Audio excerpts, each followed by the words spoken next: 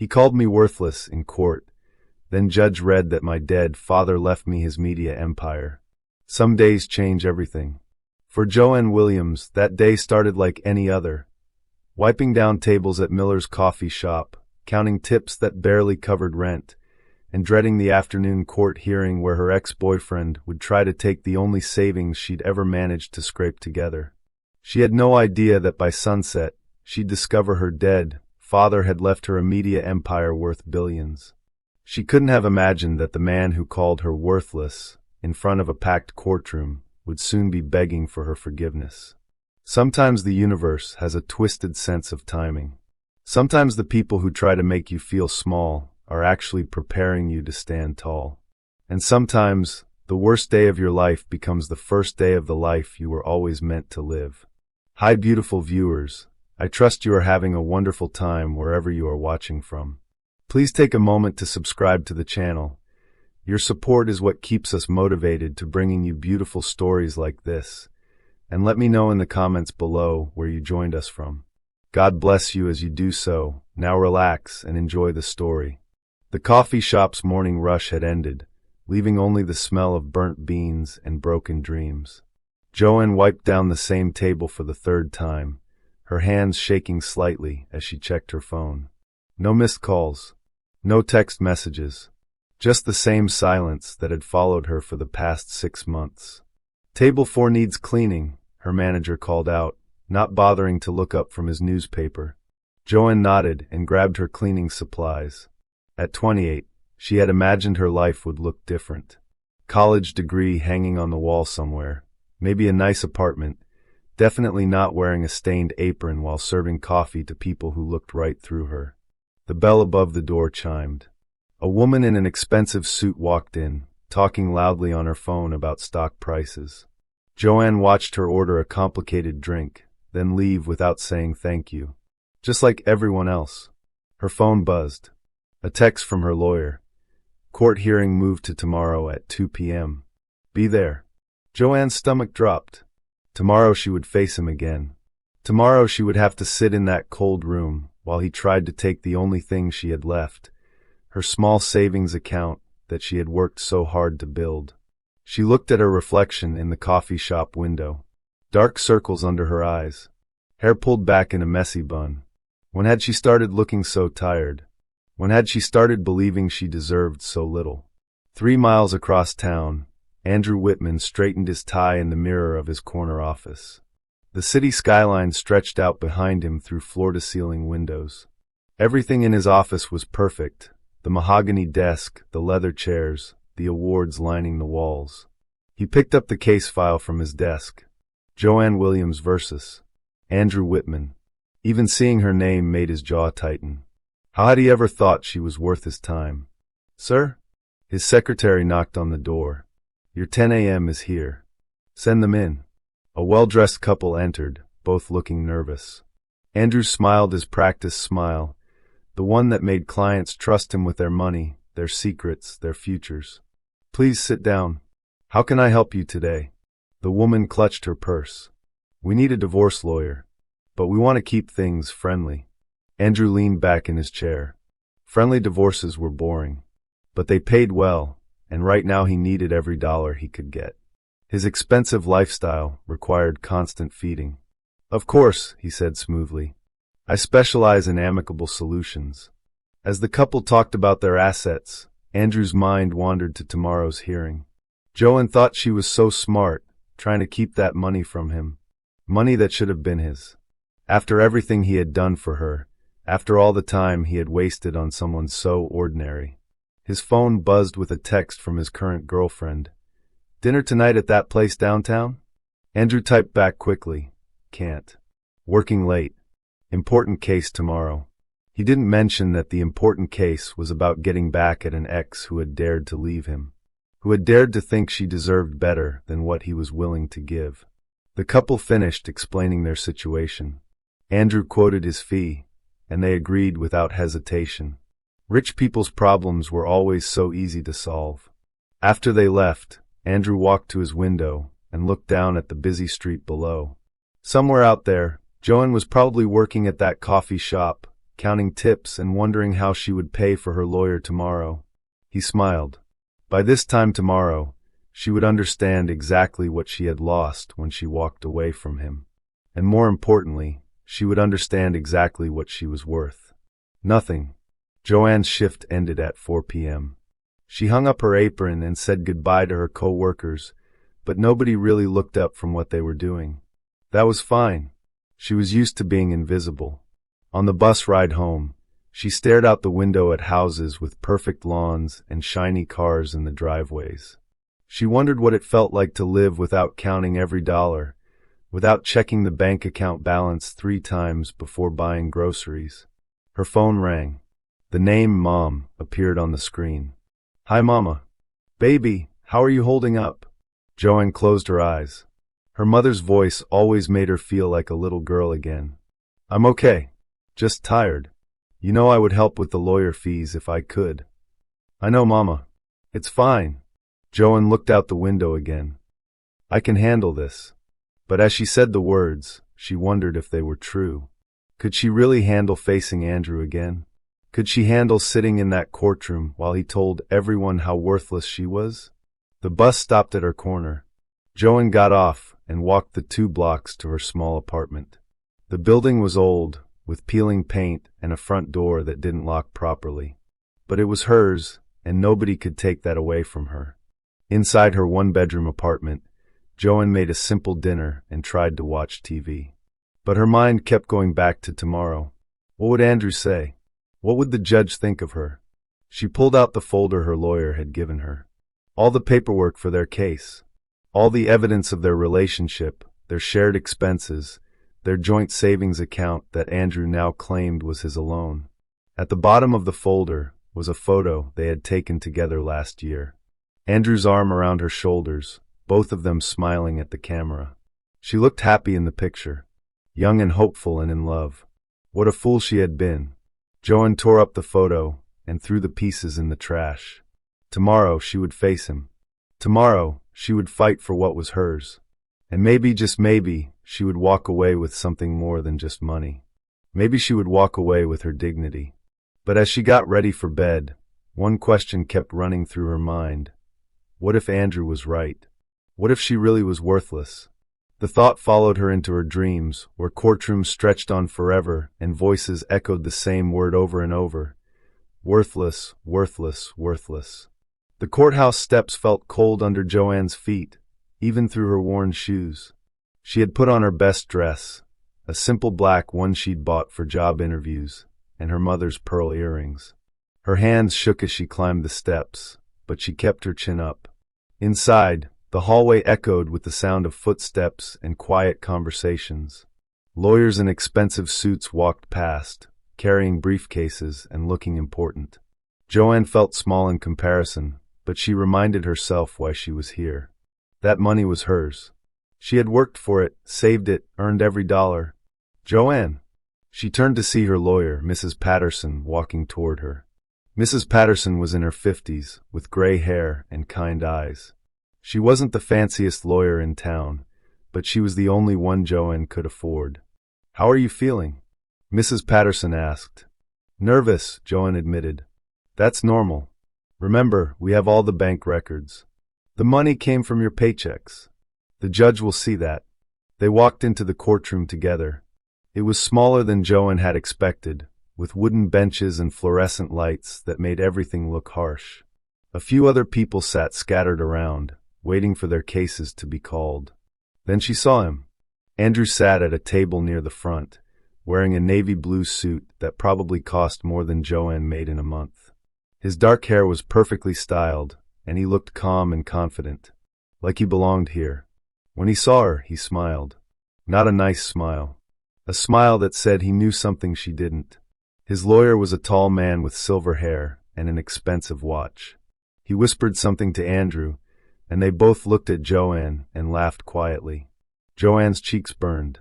She sat down next to Mrs. Patterson and tried to focus on breathing. "All rise," the bailiff called out. The Honorable Judge Martinez presiding. Judge Martinez was a woman in her 60s with sharp eyes and gray hair pulled back in a bun. She looked serious but fair as she took her seat. Please be seated, the judge said. We have several cases today. First up, Williams versus Whitman, regarding disputed assets. Joanne's heart pounded as she stood up. This was it. Andrew's lawyer spoke first. His voice was smooth and confident as he explained their side. According to him, Andrew had put most of the money into the account. Joanne had barely contributed anything. She was just trying to take advantage of Andrew's generosity.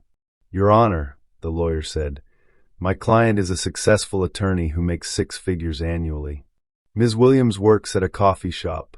It's clear who contributed the majority of these funds. Joanne felt her face get hot. The way he said coffee shop made it sound like something dirty. Then it was Mrs. Patterson's turn. She stood up and presented their bank records, showing deposit after deposit from Joanne's paychecks. Small amounts, but consistent. Money that came from her work, her tips, her extra shifts. Your Honor, Ms. Williams may not make as much money as Mr. Whitman, but every dollar in that account came from her hard work. She saved this money over 2 years. Judge Martinez looked at the papers, then at both sides. I'll need to review these documents. Mr. Whitman, would you like to add anything? Andrew stood up slowly. He straightened his tie and looked directly at Joanne. His eyes were cold. Your Honor, he said, his voice carrying across the quiet courtroom, I think we need to be honest about what's happening here. He walked toward the center of the room, like he was giving a speech. Ms. Williams is a nice enough person, but let's face facts. She's worthless. The word hit Joanne like a slap. She felt everyone in the courtroom turn to look at her. Andrew continued, his voice getting stronger. She has no real job, no career, no future. She worked at a coffee shop making minimum wage plus tips.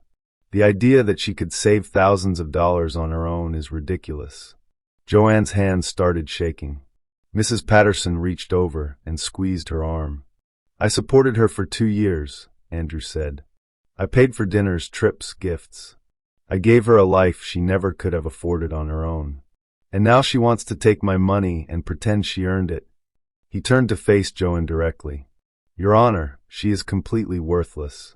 She has contributed nothing to society, nothing to our relationship, and nothing to that bank account.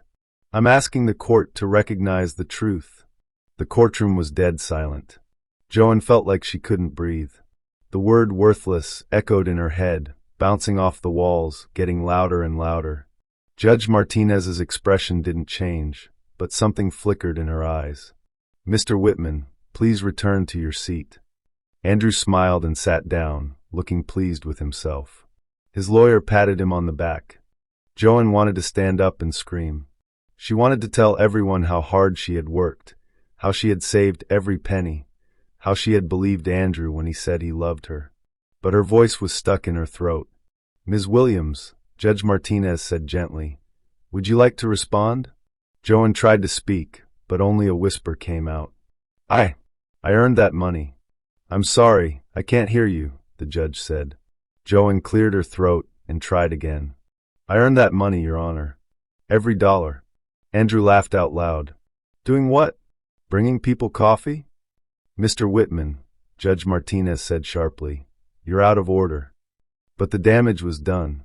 Joanne felt the tears starting to come, and she knew everyone could see them. She was crying in court, in front of all these people, proving exactly what Andrew had said about her. Judge Martinez picked up a thick envelope that had been sitting on her desk. Before I make my decision, I have some additional documents that were just delivered this morning. She opened the envelope and pulled out several official-looking papers.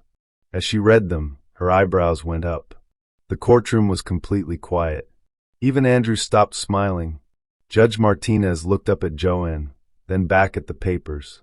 Then she looked up again, and this time her expression was completely different. Ms. Williams, she said slowly, could you please state your full legal name for the record? Joanne wiped her eyes. Joanne Michelle Williams, Your Honor. The judge looked at the papers again. And your father's name? James Williams. But he died when I was little. Judge Martinez was quiet for a long moment. Then she looked directly at Andrew, and her voice was ice cold. Mr. Whitman, I think you might want to reconsider your assessment of Ms. Williams' worth. Andrew's confident smile started to fade. He looked at his lawyer, then back at Judge Martinez. Your Honor, I'm not sure what you mean. Judge Martinez didn't answer him. Instead, she kept reading the papers in front of her, her expression growing more serious with each page. The courtroom was so quiet that Joanne could hear her own heartbeat. What's going on? Andrew whispered to his lawyer. His lawyer shrugged, but Joanne could see worry in his eyes now. Judge Martinez finally looked up. Mr. Whitman, you just called Ms. Williams worthless. You said she has contributed nothing to society. Is that still your position? Andrew straightened his tie again, a habit he had when he was nervous. But his voice was still strong. Yes, Your Honor. I stand by what I said. And you, Ms. Williams, the judge turned to Joanne. Did you know your father owned a business? Joanne blinked. No, Your Honor. My father died when I was 3. My mother always said he didn't have much money. He worked in media, I think. But just small jobs. Judge Martinez nodded slowly. I see. And you've never received any inheritance from his estate? No, ma'am. There was nothing to inherit. Andrew was getting impatient. Your Honor, I don't understand what this has to do with our case. We're here about a bank account, not about Ms. Williams' family history. Mr. Whitman, Judge Martinez said coldly, you made this about Ms. Williams' worth as a person. So now we're going to discuss exactly what that worth might be. She held up one of the papers. These documents were filed this morning by the law firm of Henderson, Brooks and Associates. They represent the estate of James Robert Williams. Joanne's breath caught. That was her father's name. Your Honor, Andrew's lawyer stood up. We object to any documents that weren't properly submitted during discovery. Overruled. Judge Martinez said without even looking at him. These documents were filed according to proper legal procedure. The court will consider them. Andrew was whispering urgently to his lawyer now. Joanne could see sweat starting to form on his forehead. Ms. Williams, the judge continued, it appears your father did not die penniless as you believed.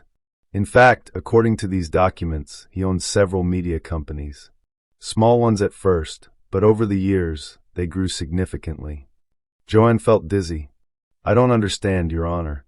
Your father's will, which was apparently held in trust until certain conditions were met, states that his entire estate should go to his daughter upon her 28th birthday, provided she could prove she was self-sufficient and of good character.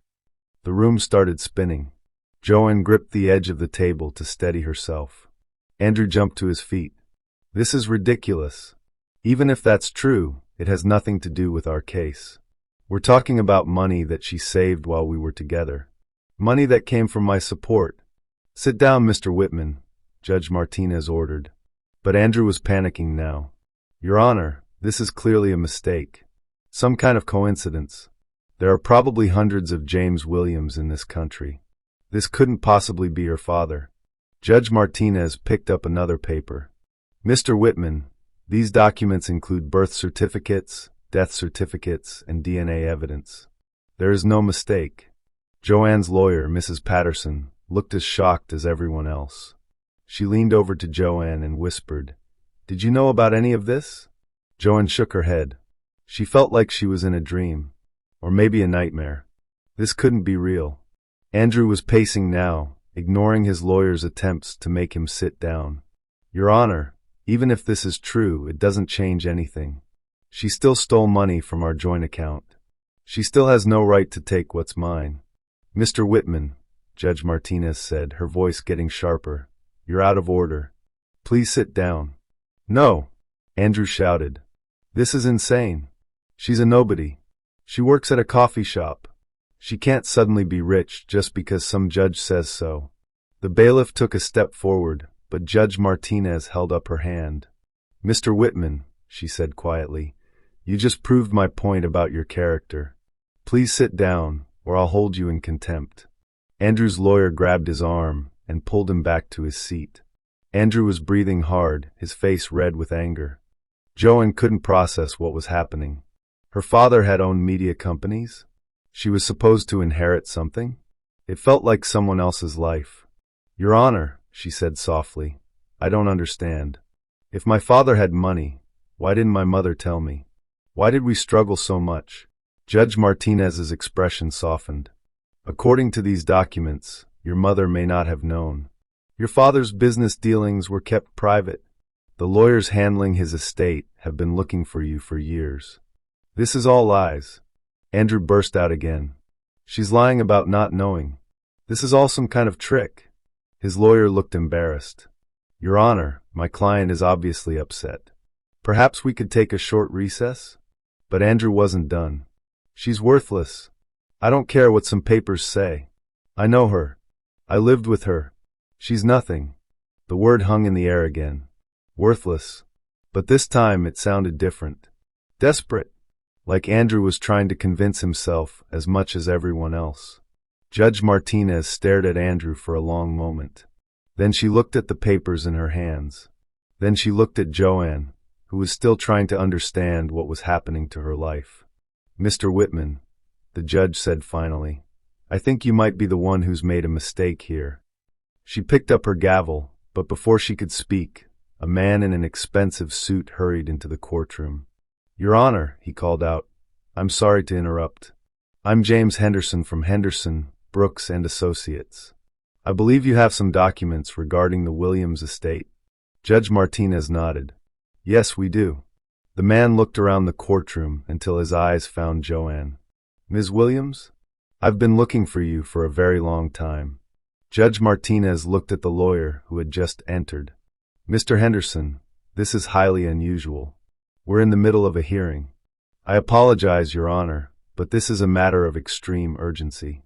Ms. Williams needs to be made aware of her inheritance immediately. There are time-sensitive legal matters that require her attention. Andrew stood up again, his face bright red. This is a circus. Your Honor, I demand you throw out these fake documents and focus on the real case here. Mr. Whitman, sit down or I will have you removed from my courtroom, Judge Martinez said firmly. The lawyer, Mr. Henderson, approached Joanne's table. He was tall and thin, with kind eyes behind wire-rimmed glasses. Ms. Williams, I know this must be very confusing for you. Joanne nodded, unable to speak. Her whole world was turning upside down. Your Honor, Mr. Henderson said, I need to request a recess so I can properly explain the situation to Ms. Williams. The inheritance includes several active businesses that need immediate attention.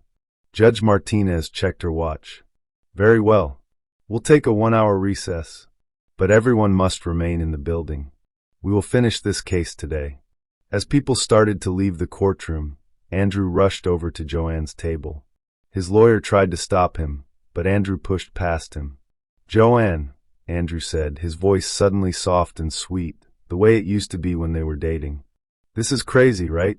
You know this can't be real. Joanne looked up at him. For a moment, she saw the man she had fallen in love with. The man who used to bring her flowers and tell her she was beautiful. I don't know what's real anymore, she said quietly. Look, Andrew said, sitting down next to her. Maybe I said some things in there that I shouldn't have. I was just stressed about the money situation. You know how lawyers get in court. Mrs. Patterson and Mr. Henderson were both watching him carefully. Andrew, Joanne said, you called me worthless. In front of all these people. I didn't mean it, he said quickly. You know I didn't mean it. I was just trying to win the case. That's what lawyers do. But Joanne remembered the look in his eyes when he said it. The smile on his face. He had meant every word. Mr. Henderson cleared his throat. Ms. Williams, we really do need to talk. There are some things you need to know about your father's estate. Andrew glared at him. Who are you anyway? How do we know you're really a lawyer? This could all be some kind of scam. Mr. Henderson pulled out his business card and handed it to Andrew. I've been practicing law for 30 years. My firm handled your father's business affairs, Ms. Williams. We've been looking for you since you turned 18. Why? Joanne asked. Why now? Your fathers will had specific instructions. You had to reach your 28th birthday, demonstrate that you could support yourself, and show good moral character. Our investigators have been watching you for the past year. Andrew laughed harshly. Watching her? That's creepy. And illegal. Actually, it's perfectly legal when it's part of executing a will, Mr. Henderson said calmly. We had to make sure Ms. Williams met the criteria her father set. And did she? Mrs. Patterson asked. Mr. Henderson smiled. Yes. She's worked steadily, saved money on her own, stayed out of trouble with the law, and according to our reports, she's helped several co-workers through difficult times. She volunteers at a local food bank on weekends. Joanne blinked. How do you know about the food bank? We know quite a bit about you, Ms. Williams. Your father wanted to make sure his money went to someone who would use it wisely. Andrew was getting agitated again. This is insane. Even if all this is true, it doesn't change our case. She still owes me that money from our joint account. Actually, Mr. Henderson said, looking at some papers in his briefcase, I think you'll find that's not quite accurate. He pulled out a bank statement and handed it to Mrs. Patterson. This shows all the deposits made to that account. Every single one came from Ms. Williams' paychecks or tips. Mr. Whitman never deposited any money into that account. Andrew's face went white. That's not possible. Mrs. Patterson studied the statement. Joanne, did you know Andrew never put any money in your joint account? Joanne felt sick. He said he was putting money in. He said we were saving together for our future. I was going to, Andrew said quickly. I was busy with work. I had my money in other accounts. Other accounts that you used to pay for dinners with other women, Mr. Henderson said quietly. The words hit Joanne like a punch. What? Mr. Henderson looked uncomfortable. I'm sorry, Ms. Williams. Our investigation showed that Mr. Whitman was seeing other people during your relationship. He used credit cards and cash to hide the expenses from you. Joanne stared at Andrew. Is that true? Andrew's mouth opened and closed like a fish. Joanne, I can explain. Is it true? She asked again, her voice stronger now. It's not what you think, Andrew said desperately. They didn't mean anything. You're the one I loved. You're the one I wanted to be with. But you called me worthless, Joanne said. You said I contributed nothing. I was angry. Andrew shouted, then looked around and lowered his voice. I was angry because you left me. Because you thought you were too good for me. I left because you cheated on me, Joanne said. Multiple times. Those were mistakes, Andrew said. But this money thing, we can work this out. We can get back together. Especially now that you have.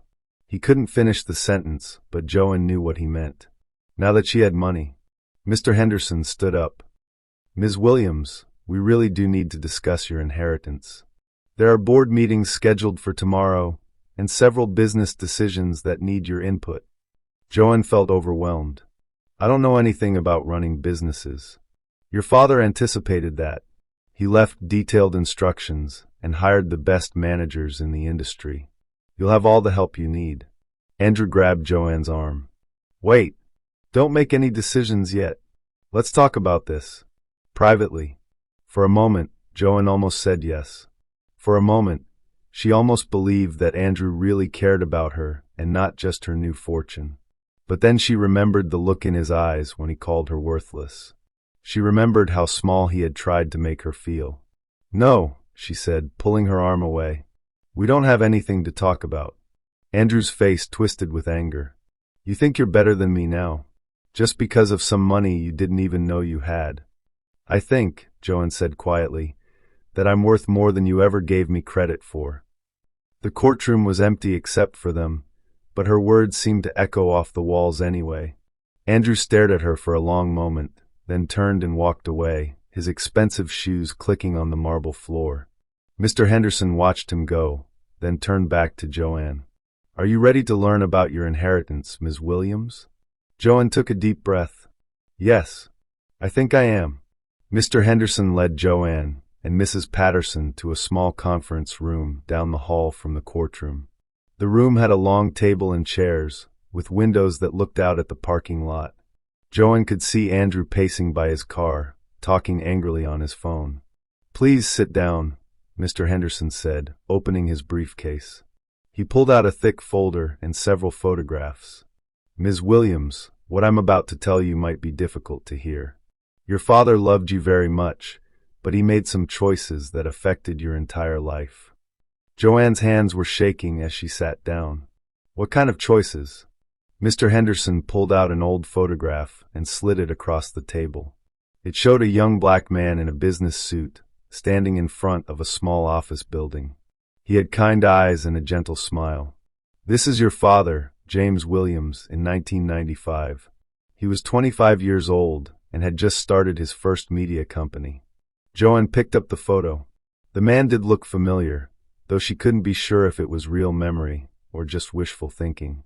He started with a small local newspaper, Mr. Henderson continued. But he was smart and hard-working. Within 5 years, he owned 3 newspapers and a radio station. Then why didn't we have any money? Joanne asked. Why did my mother work 2 jobs just to pay rent? Mr. Henderson's expression grew sad. Your father made a mistake, Ms. Williams. A big one. He pulled out another document. In 1998, when you were 3 years old, your father was investigated by the FBI for tax evasion. He hadn't done anything seriously wrong, but he panicked. He thought he might go to prison. Joanne felt her stomach drop. Did he? No. But he made a decision that changed everything. He faked his own death.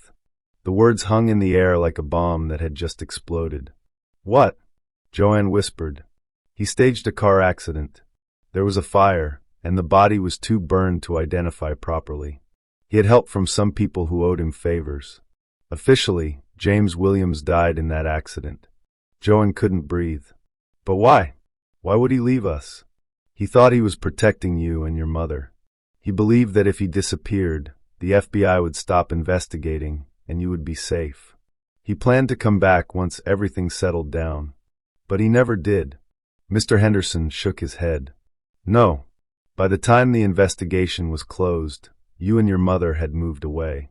Your mother changed her phone number, didn't leave a forwarding address. She wanted to start fresh, and she didn't want any reminders of your father. Joanne thought about her mother, working at the grocery store during the day and cleaning offices at night. Never dating, never talking about the past, always saying they didn't need anyone else. She was protecting me too, Joanne said quietly. From the pain. Yes. But your father never stopped looking for you. He hired private investigators, but they couldn't find you. Your mother was careful to stay hidden. Mr. Henderson pulled out more photographs. These showed an older man, still recognizable as her father, but with gray hair and tired eyes. He never stopped building his business empire. I think it was his way of dealing with the guilt. He told me once that he was making sure you would never have to struggle the way he did. How big is it? Mrs. Patterson asked. The empire? Mr. Henderson opened another folder. Williams Media Holdings owns 17 newspapers, 12 radio stations, 8 television stations, and 3 online news platforms. They're worth approximately $2.8 billion. Joanne felt like the room was spinning. Billion? With a B? Yes. Your father was one of the most successful media owners in the country. He just did it all under different names and shell companies. He never wanted his success to be traced back to the James Williams who supposedly died in 1998. Joanne put her head in her hands. This is too much. This can't be real. There's more, Mr. Henderson said gently. Your father died for real 3 years ago. Heart attack. But before he died, he changed his will. Everything goes to you, but only if you proved you could make it on your own. The conditions you mentioned, Mrs. Patterson said. Exactly. He didn't want to give his fortune to someone who would waste it or become spoiled by it. He wanted to make sure his daughter had the same work ethic and moral character that he had. Joanne looked up. How do you know I have those things? Mr. Henderson smiled. Because we've been watching, remember? You've worked steadily for 10 years, even when jobs were hard to find. You've never been arrested, never cheated on your taxes, never taken advantage of anyone. You volunteer your free time to help others. You saved money even when you barely had enough to eat. He pulled out a report. You gave your coworker Jenny $500 when her daughter needed medical care. You didn't ask for it back. You stayed late to cover shifts for people who were sick. You found a wallet with $300 in it and turned it in to the police. Joanne felt tears starting. You really were watching me. Your father wanted to be sure. He'd made one mistake that cost him his family. He didn't want to make another one. What happens now? Joanne asked. Now you inherit everything. But there's one more condition. Joanne's heart sank. What? You have to decide within 24 hours whether you want it. Why? Mr. Henderson looked uncomfortable. Because your father knew that inheriting this much money would change your life completely. He wanted to give you the choice. If you don't want the responsibility, the money will go to charity. Joanne stared at the photographs of her father. The young man full of hope. The older man full of regret. He really loved me? She asked. More than anything in the world. He kept a picture of you in his wallet until the day he died. It was from when you were 3 years old, right before the accident. Mr. Henderson reached into his briefcase one more time and pulled out a small, worn photograph. It showed a little girl with pigtails, laughing and reaching for the camera. He called it his lucky picture, Mr. Henderson said. He said it reminded him why he was working so hard. Joanne took the picture with trembling hands. She could barely remember being that happy, that carefree. A knock on the door interrupted them. A court officer looked in. Excuse me, but Judge Martinez is ready to resume the hearing. Mr. Henderson gathered his papers. Ms. Williams, you don't have to make your decision about the inheritance right now. But the judge is waiting. As they walked back toward the courtroom, Joanne's mind was reeling. A few hours ago, she was a coffee shop worker fighting for a few $1,000s. Now she was potentially one of the richest women in America. But there was still one more thing she had to do. She had to face Andrew one more time. And this time, she knew exactly what she was worth. When they returned to the courtroom, Andrew was already back at his table. His hair was messy now, and his perfect suit looked wrinkled. He kept checking his phone and whispering urgently to his lawyer. Judge Martinez took her seat. Are we ready to proceed? Yes, Your Honor, Mr. Henderson said, taking a seat next to Joanne. Ms. Williams has been informed of her inheritance. Andrew jumped up. Your Honor, I object to this whole circus. Even if Ms. Williams inherits money, it doesn't change the fact that she stole from our joint account. Judge Martinez looked at him with cold eyes. Mr. Whitman, I've reviewed all the bank records that Mr. Henderson provided. Every deposit in that account came from Ms. Williams' paychecks. You never contributed a single dollar. That's not the point, Andrew stammered. I supported her in other ways. I paid for dates, for trips, which you charged to credit cards that you used to take other women on dates as well, Judge Martinez said. I have those records too. Andrew's face went red. Your Honor, my personal life has nothing to do with this case. You made it relevant when you called Ms. Williams worthless and claimed she contributed nothing, the judge replied. I think we need to examine exactly who contributed what to this relationship. She turned to Joanne. Ms. Williams, during your relationship with Mr. Whitman, did you pay any of his expenses? Joanne thought back to their 2 years together. Yes, Your Honor. I paid for groceries most of the time. I paid his phone bill when he said he was short on money. I gave him $500 when he said he needed it for a business expense. And did he pay you back? No, ma'am. Judge Martinez made some notes. Mr. Whitman, is this true? Andrew's lawyer tried to stand up, but Andrew waved him away. She offered to pay for those things. I never asked her to. Actually, Joanne said quietly, you did ask. You said we were partners, and partners help each other. Well, yeah, but... And when I needed help with my car payment, what did you say? Andrew looked uncomfortable. I don't remember. You said I needed to learn to manage my money better. You said it wasn't your problem. Judge Martinez raised an eyebrow. So let me understand this. Ms. Williams helped you financially when you needed it, but you refused to help her. It's not that simple, Andrew said. I made more money than her. She should have been grateful that I was even dating her. The words hung in the air. Even Andrew seemed to realize he had said something terrible. Grateful? Judge Martinez repeated. Mr. Henderson leaned forward. Your Honor, if I may, I'd like to share something else we discovered during our investigation. Go ahead. Mr. Whitman borrowed $15,000 from Ms. Williams over the course of their relationship. Small amounts at different times, but it adds up. He never paid any of it back. Andrew shot to his feet. That's a lie. Mr. Henderson pulled out more bank records. These are copies of checks Ms. Williams wrote to Mr. Whitman, and records of cash withdrawals she made at his request. Mrs. Patterson looked at the papers. Joanne, why didn't you tell me about this? Joanne felt embarrassed. He said he would pay me back. He said it was temporary.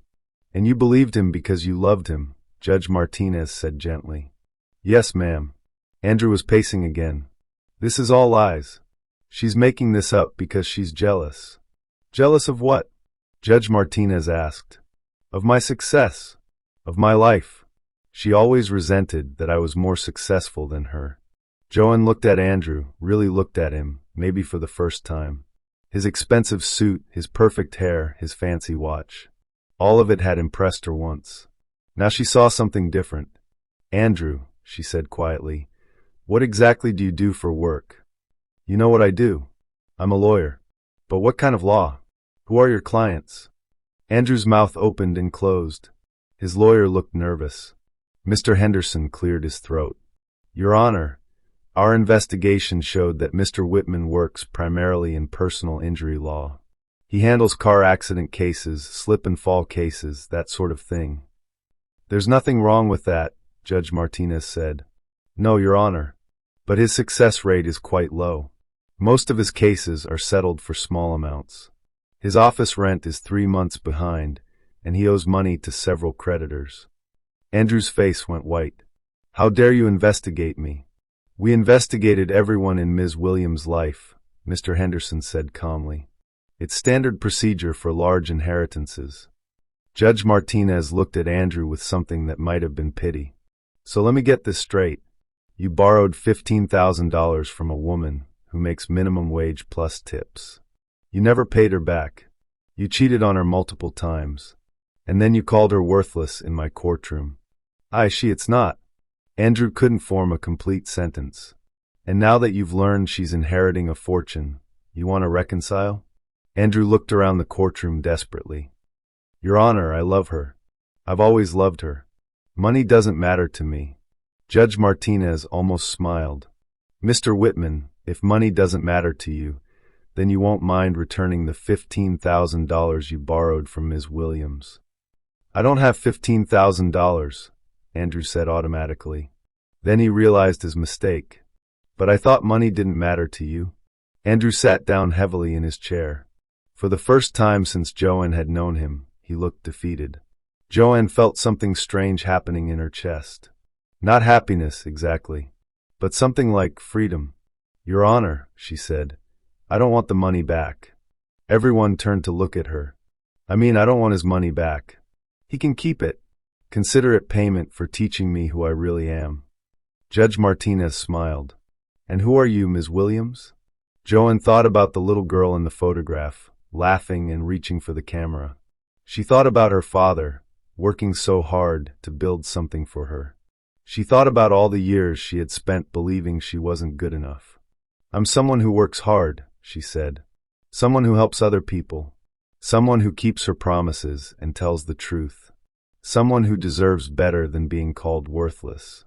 She looked at Andrew, and for a moment she felt sorry for him. He was still handsome, still wearing his expensive suit. But he looked small now. Smaller than she had ever seen him. And I'm someone who doesn't need anyone else to tell me what I'm worth. Judge Martinez nodded approvingly. I think that's an excellent assessment. She picked up her gavel. In the matter of Williams versus Whitman, I find that the disputed funds belong entirely to Ms. Williams. Mr. Whitman has no claim to any portion of the account. The gavel came down with a sharp crack. Furthermore, Judge Martinez continued, I'm ordering Mr. Whitman to pay Ms. Williams' legal fees in this matter. Andrew's lawyer whispered something in his ear, but Andrew just stared at the table. As people started to gather their things, Mr. Henderson leaned over to Joanne. So, he said quietly, have you thought about the inheritance? Joanne looked around the courtroom, at Mrs. Patterson, who had fought for her even when the case seemed hopeless. At Mr. Henderson, who had spent years looking for her. At Judge Martinez, who had seen through Andrew's lies and treated her with respect. At Andrew, who was staring at his phone, probably already planning his next move. "Yes," she said. "I have." But before she could say more, Andrew stood up and walked over to their table. "Joanne," he said, his voice soft and pleading, "can we talk? Privately?" Everyone looked at her, waiting to see what she would say. This was her moment. The moment when she would finally tell Andrew exactly what she thought of him. The moment when she would prove that she really had changed. But as she looked at his face, desperate and hopeful and calculating all at once, she realized something surprising. She didn't hate him anymore. She just felt sad. For both of them. 5 minutes, Joanne said to Andrew. That's all. Judge Martinez had left the courtroom, and most of the other people had gone too. Mrs. Patterson and Mr. Henderson moved to the back of the room to give them privacy, but they stayed close enough to help if needed. Andrew sat down next to Joanne, the way he used to when they would talk about their future together. But now the space between them felt like a canyon. "Joanne," he said, his voice barely above a whisper, "I know I messed up. I know I said terrible things today." Joanne didn't respond. She just waited. "But you have to understand, I was scared. When I saw those papers, when I realized what was happening, I panicked." "Scared of what?" Joanne asked. "Scared of losing you forever." The words should have meant something to her. A few months ago, they would have made her heart skip. Now they just sounded empty. "You lost me when you cheated on me the first time," she said quietly. "You lost me when you lied about the money. You lost me when you made me feel small." Andrew grabbed her hand. "But I can change. Now that I know about your inheritance, everything can be different." There it was. The truth that had been hiding behind all his sweet words. "Different how?" Joanne asked, even though she already knew the answer. "We can travel. We can buy a nice house. We can have the life we always talked about." "The life you always talked about," Joanne corrected. "I wanted simple things. I wanted someone who loved me for who I was." "I do love you for who you are." "No," Joanne said, pulling her hand away. "You love me for what I have now. There's a difference." Andrew's mask was starting to slip. She could see the desperation in his eyes, the calculating look that meant he was trying to figure out a new angle. "Look," he said, his voice getting harder, "I know you think you're better than me now because of this money. But let's be realistic here. You don't know anything about running businesses. You're going to need help. And you think you should be that help. Who else? Your coffee shop friends? That bargain basement lawyer? You need someone who understands money, who understands the business world." Joanne almost laughed. "You mean someone who's 3 months behind on his office rent?" Andrew's face flushed red. "That's temporary. I've had some bad luck lately, but you wanted me to believe you were successful. You wanted me to feel grateful that someone like you would be with someone like me." "I never said that." "You didn't have to say it. You showed me every day." Joanne stood up. "This conversation is over." But Andrew wasn't ready to give up. He jumped up and grabbed her arm, harder than he meant to. "Don't walk away from me," he said, his voice getting louder. "Not when we're talking about billions of dollars." Mrs. Patterson started to move toward them, but Joanne held up her hand. She could handle this. "Let go of me," she said calmly. "Joanne, be smart about this. You can't run a media empire by yourself. You need me. I don't need you. I never needed you." "Yes, you did," Andrew shouted, not caring anymore who heard him. "You were nothing before you met me. You were a nobody working at a dead-end job, going nowhere. And what did you make me?" Joanne asked. "I gave you a better life. I took you to nice restaurants, nice hotels. I introduced you to important people. You made me feel worthless," Joanne said quietly. "You made me believe I didn't deserve anything good. Because you didn't." The words exploded out of Andrew before he could stop them. "You think some dead father's money changes who you are? You're still the same pathetic girl who was grateful for any attention I gave you." The courtroom went completely silent. Andrew realized what he had said, but it was too late. The truth was out there now, hanging in the air like poison. "You really believe that?" Joanne said. It wasn't a question. Joanne, I didn't mean. Yes, you did. You meant every word. She looked at him with clear eyes. You really think I'm pathetic? You really think I was nothing before you, and I'll be nothing without you? Andrew's mouth opened and closed, but no words came out. Here's what's really pathetic, Joanne continued, her voice getting stronger. A man who borrows money from his girlfriend and never pays it back. A man who cheats and lies and then acts like he's doing her a favor by being with her. A man who can't stand the thought that maybe, just maybe, she's worth more than he ever gave her credit for. You don't understand, Andrew said desperately. I was protecting you. You're not strong enough for this kind of responsibility. This kind of money will destroy you. Like it destroyed my father? Your father abandoned you. The words hit Joanne like a slap. She felt tears starting, but she blinked them back. My father made mistakes, she said. But he spent the rest of his life trying to make up for them. He built something for me because he loved me. He built it because he felt guilty. Maybe. But he still built it. What have you ever built, Andrew? Besides lies? Andrew looked around the courtroom, at Mrs. Patterson and Mr. Henderson watching from the back, at the empty judge's bench, at the American flag hanging on the wall. I built us, he said finally. Our relationship. Our life together. No, Joanne said sadly. You built a fantasy. You built a relationship where you were the important one, and I was supposed to be grateful. You built a life where I was never quite good enough, but you were generous enough to stay with me anyway. She picked up her purse and started walking toward the door. Where are you going? Andrew called after her. Joanne turned back one last time. I'm going to decide whether I want my father's inheritance.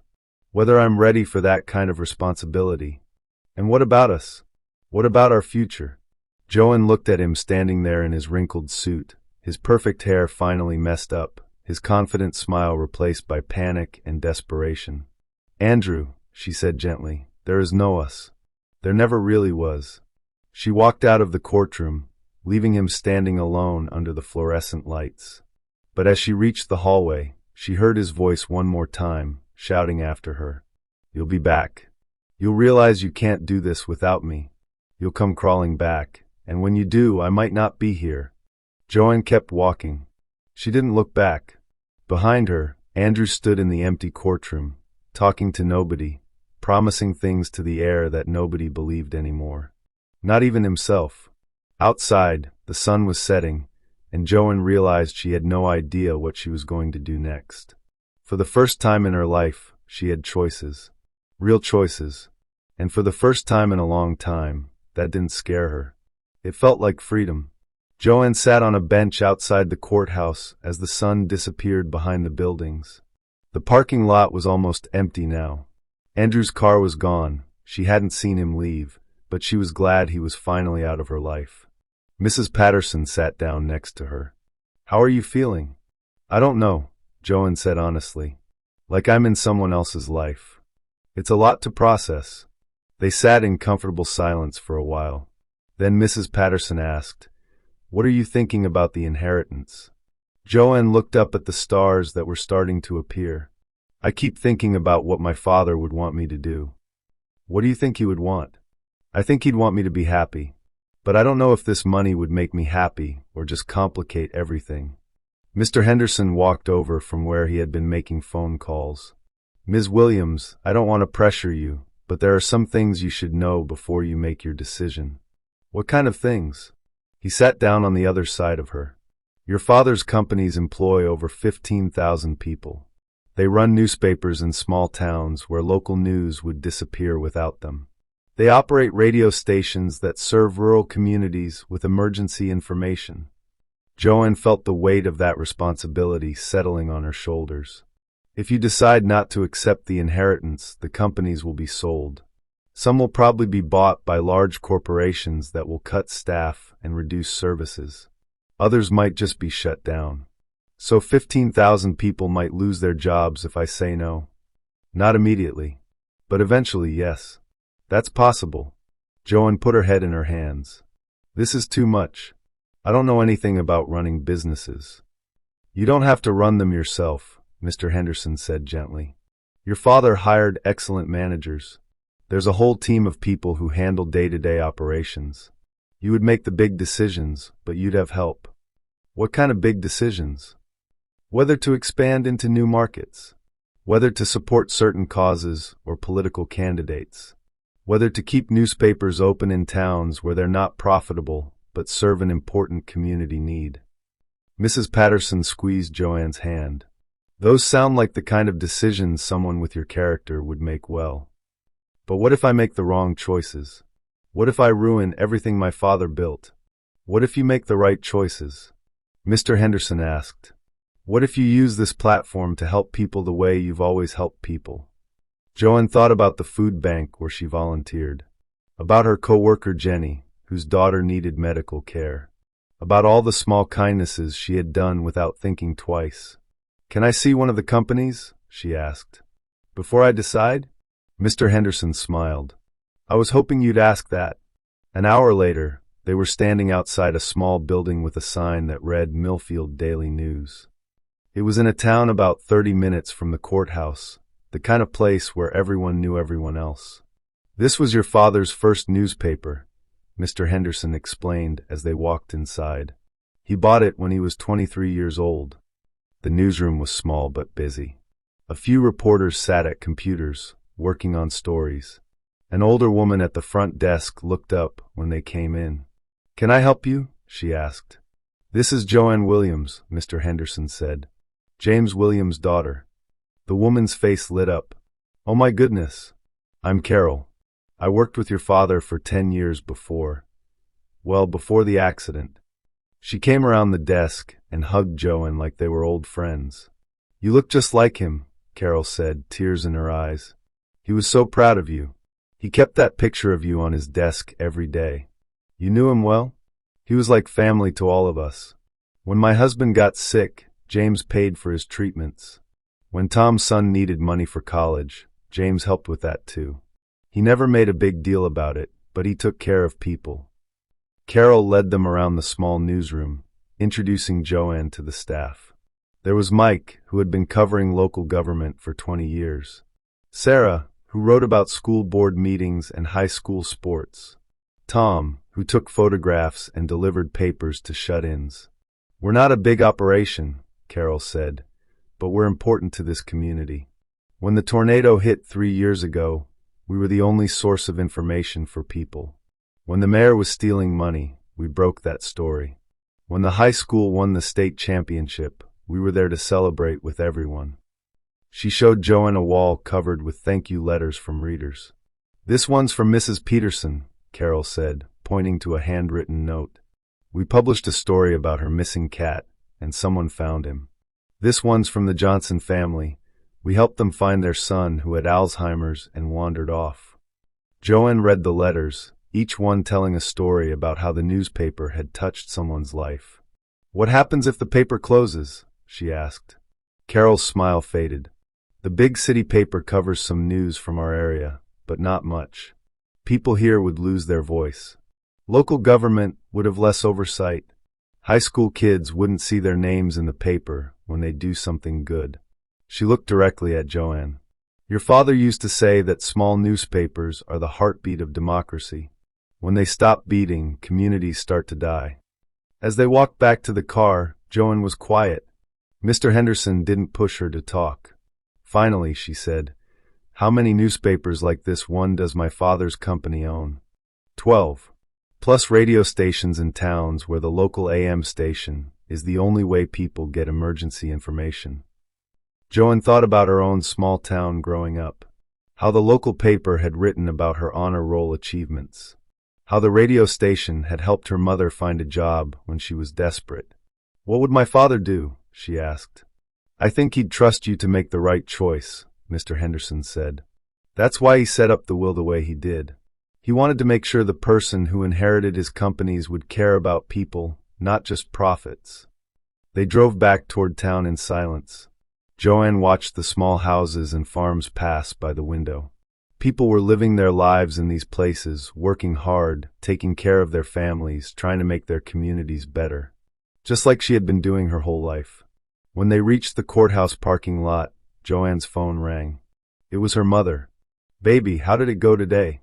Joanne looked at Mrs. Patterson and Mr. Henderson, who were giving her privacy but staying close in case she needed them. "Mama, I need to tell you something. About Daddy." She told her mother everything. About the fake death, about the business empire, about the inheritance waiting for her decision. Her mother was quiet for a long time. "Mama, are you okay?" I'm thinking about all those years I was angry at him for leaving us. All those times I told you he wasn't worth remembering. You were protecting me. Maybe. Or maybe I was protecting myself." Her mother sighed. "What are you going to do, baby?" Joanne looked up at the courthouse where her life had changed forever, where Andrew had called her worthless, and where she had learned that her worth wasn't something anyone else could define. "I'm going to choose," she said. After she hung up, she walked over to Mr. Henderson and Mrs. Patterson. "I've made my decision," she said. Both of them held their breath.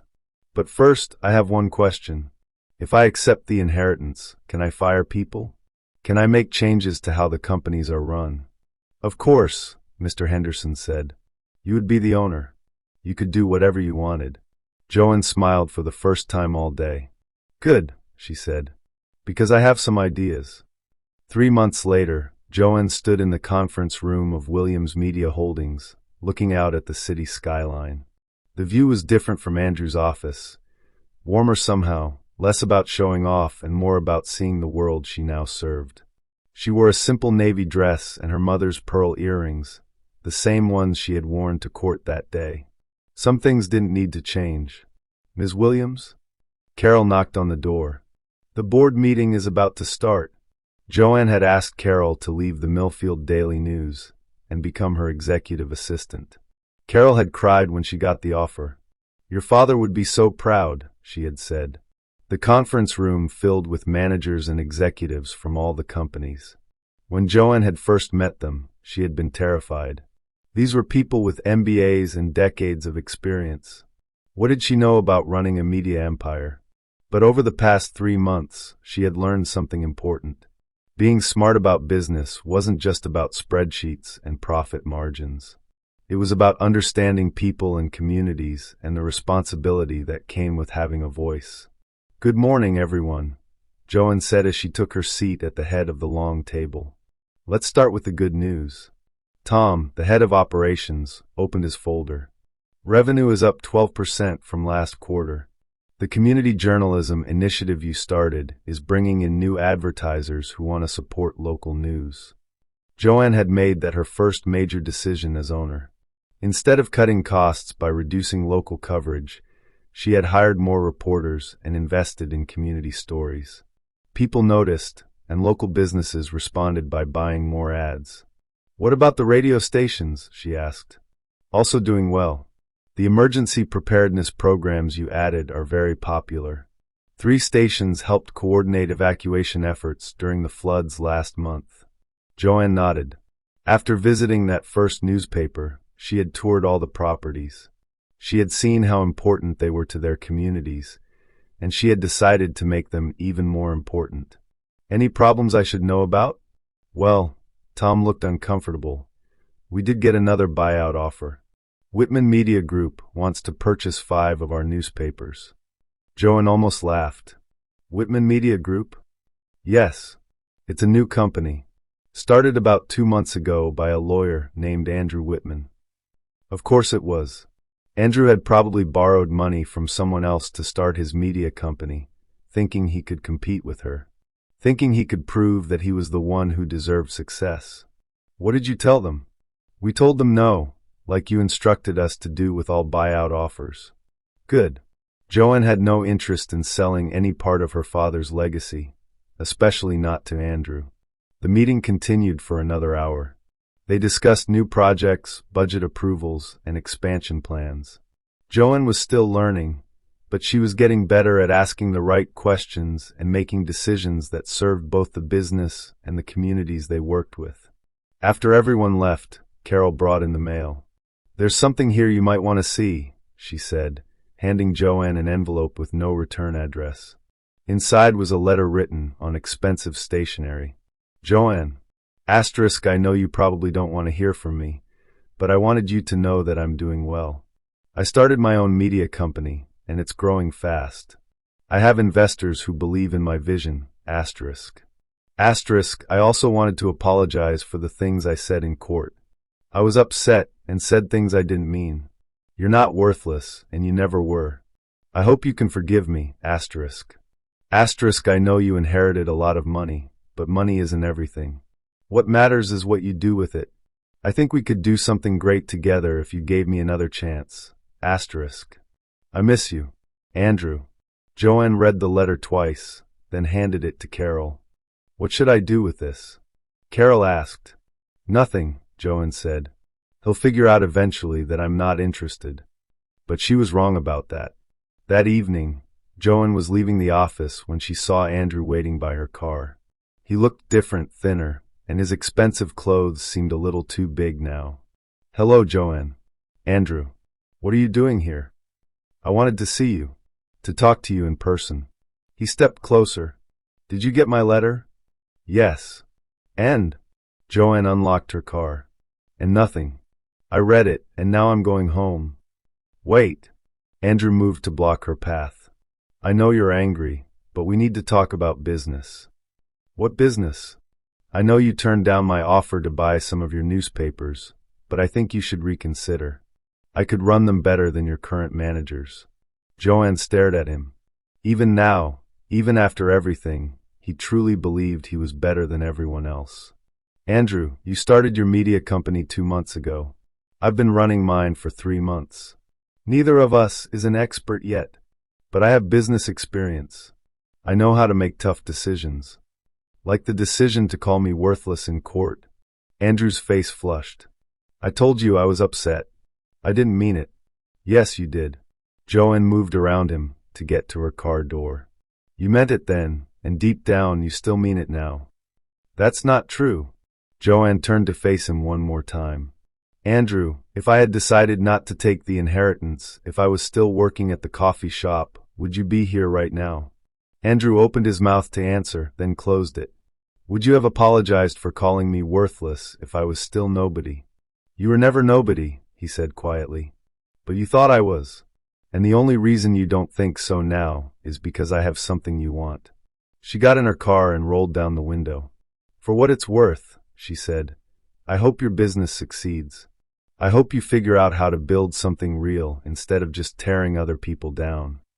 As she drove away, she could see Andrew in her rearview mirror, standing alone in the parking lot just like he had been standing alone in the courtroom 3 months ago.